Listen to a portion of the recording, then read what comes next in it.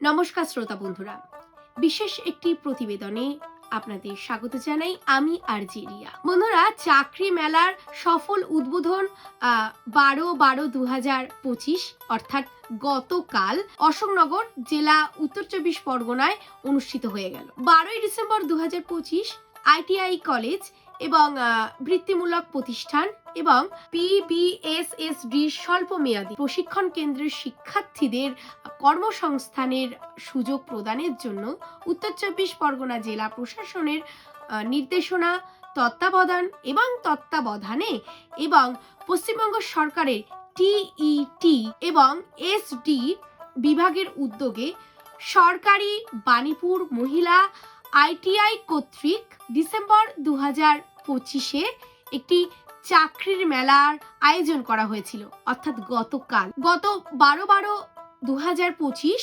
তারিখে নেতাজি শতবর্ষী কলেজ সকাল 10টা থেকে বিকেল 5টা পর্যন্ত এই মেলা কিন্তু অনুষ্ঠিত হয়েছে। তো মেলায় মোট 13 জন নিয়োগকর্তা অংশগ্রহণ করেছিলেন।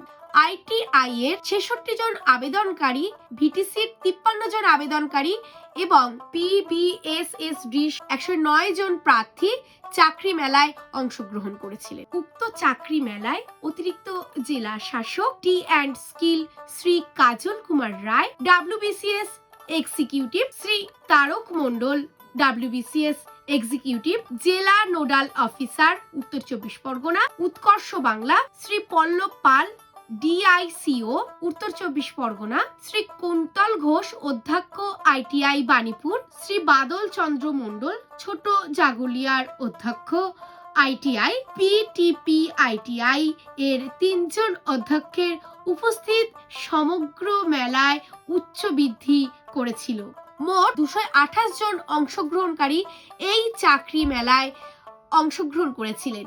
81 জন প্রার্থীকে নির্বাচিত করা হয়েছে এবং 49 সংখ্যক প্রার্থীকে চাকরি মেলার দিন নিয়োগকর্তার কাছ থেকে অফার লেটার দেওয়া হয়েছে। 42 সংখ্যক প্রার্থীকে নির্বাচনের পরবর্তী প্রক্রিয়ার জন্য সংক্ষিপ্ত তালিকাভুক্ত করা হয়েছে।